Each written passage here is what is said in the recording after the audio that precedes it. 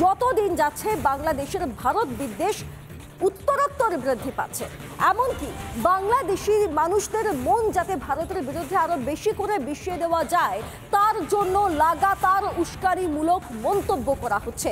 এবার ২৬ লক্ষ ভারতীয়কে বাংলাদেশ থেকে তাড়িয়ে দেওয়ার ফাঁকা গর্জন সেখানকার এক গণপরিষদের যুগ্ম সচিব তারেক রহমানের। যদিও গণ অধিকারের কোন অধিকারটা বজায় রেখে এই কথাটা তিনি বলেছেন সেটা তিনিই জানেন।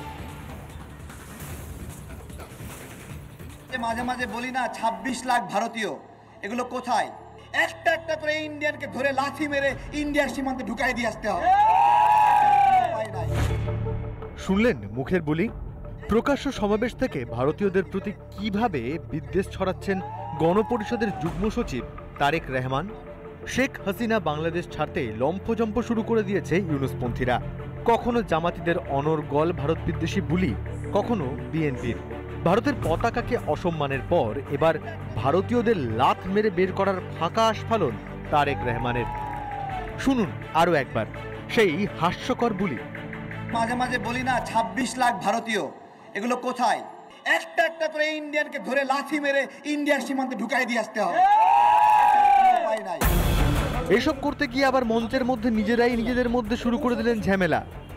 আমরা আসলে ভারতের সাথে বন্ধুত্ব চাই, আমরা ভারতের সঙ্গে কোনো বন্ধুত্ব চাই না। আপনি জয়েন বক্তব্য দিতে পারেন না, এটা কোনো শর্ত শুদ্ধ না।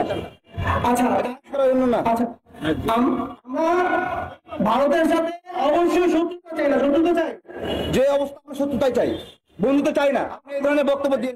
দাঁড়ান, এই ব্যানারে একটা দায় আছে না, আপনি কথা বলেন।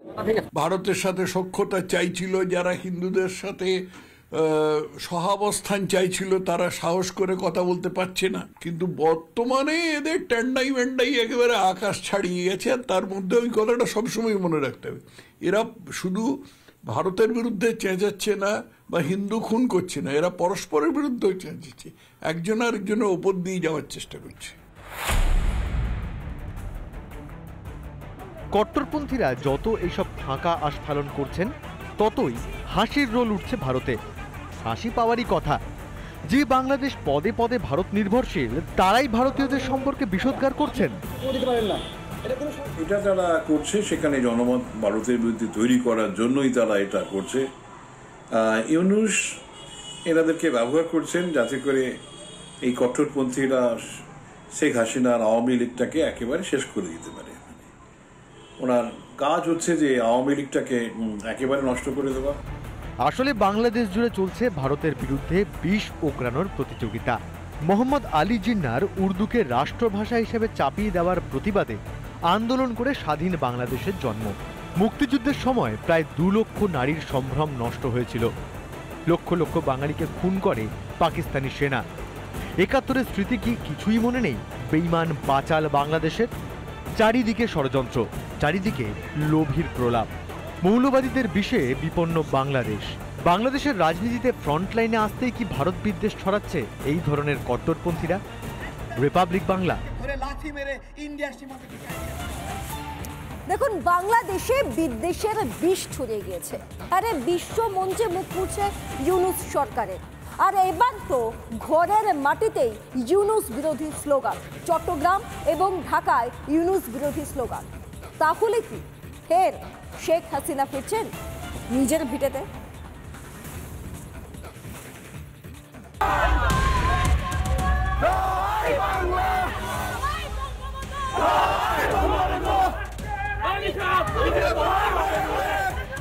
চার মাসেই ঘুরে গেল হাওয়া।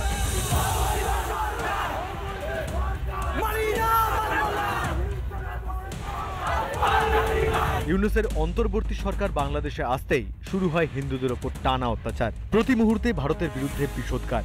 বিশ্বজুড়ে প্রতিবাদের পরও শোধরানোর নাম নেই কট্টরপন্থীদের।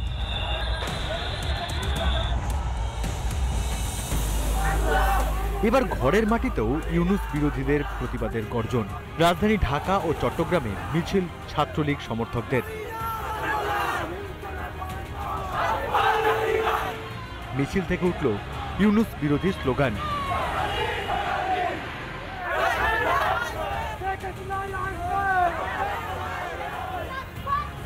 একই সঙ্গে শেখ হাসিনার সমর্থনে উঠল জোরালো কণ্ঠস্বর।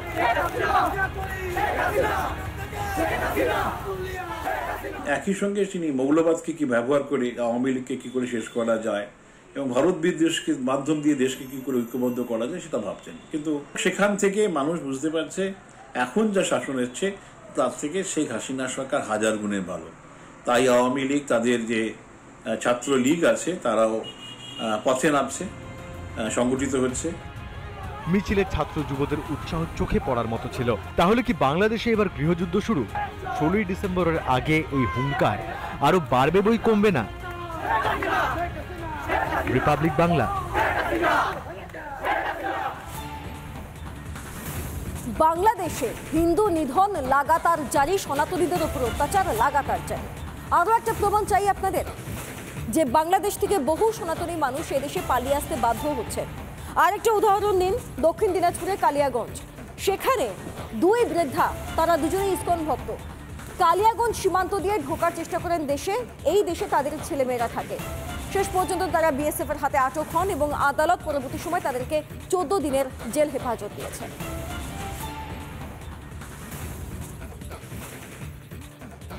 হিন্দুত্ববাদীদের বিরুদ্ধে, ব্রাহ্মণ্যবাদী তাগুতি শক্তির বিরুদ্ধে গাজওয়াতুল হিন্দের দামামা বেজে গেছে।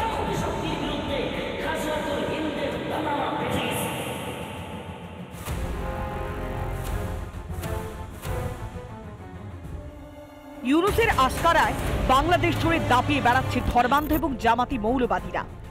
নির্বিচারে হিন্দু নিধন, হিন্দুদের ঘরবাড়ি পুড়িয়ে দেয়া থেকে দোকানপাট লুট। হাসিনা দেশ ছাড়ার পর থেকে এসবই বাংলাদেশের রোজ নামচা। জামাতিদের অত্যাচারের জেরে ফের ভিটে মাটি ছেড়ে ভারতে পালিয়ে আসতে বাধ্য হচ্ছেন হিন্দুরা। 8 থেকে 80 জীবন ও সম্ভ্রম বাঁচাতে ঘর ছাড়া হতে হচ্ছে বাংলাদেশের হিন্দুদের। দুদিন আগেই উত্তর দিনাজপুরের চোপড়ায় পালিয়ে এসেছিল ইসকন ভক্ত এক নাবালিকা। এবার দক্ষিণ দিনাজপুরের কালিয়াগঞ্জ সীমান্ত দিয়ে ভারতে আসার সময় বিএসএর হাতে ধরা পড়লেন দুই ইসকন ভক্ত বৃদ্ধা। শুধুমাত্র হিন্দু হওয়ার জন্য কিভাবে মৌলবাদীদের অত্যাচারের শিকার হচ্ছে হিন্দুরা, ভয়াবহ অভিজ্ঞতার কথা শুনুন বৃদ্ধার মুখেই। কি অবস্থা বাংলাদেশে? অবস্থা অত্যাচার খুব করে। নানা ধরনের কন্টেন্ট দেখার জন্য লাইক করুন, শেয়ার করুন আমাদের ফেসবুক পেজ, সাবস্ক্রাইব করুন আমাদের ইউটিউব চ্যানেল। পাশাপাশি অন্যান্য ব্রেকিং নিউজের জন্য অবশ্যই চোখ রাখুন রিপাবলিক বাংলায়।